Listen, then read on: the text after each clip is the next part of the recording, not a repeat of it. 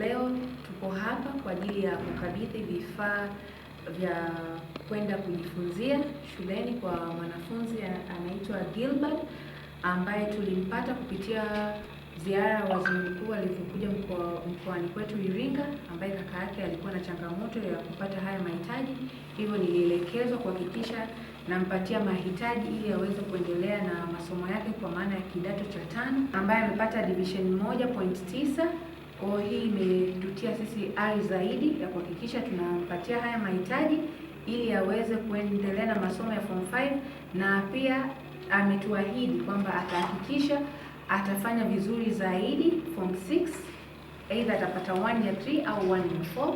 Lakini mimi kama mkurugenzi namshukuru sana waziri mkuu kwa maelekezo yake, kwa maana hii pia ni baraka kwetu kumsaidia mtoto huyu.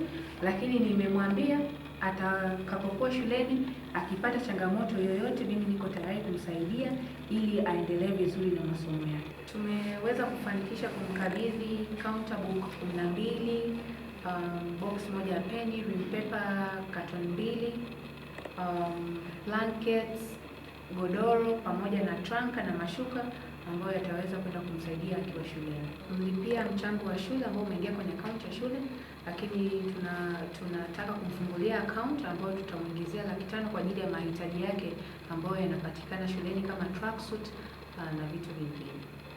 Napenda kushukuru ofisi ya waziri mkuu pamoja na waziri mkuu. Napenda kumshukuru mkurugenzi pamoja na watumishi wote ambapo yeye aliweza kuagizwa na waziri mkuu aweze kunipambania kupata vifaa hivi vya kimasomo ili nikaenda kujiunga kidato cha 5.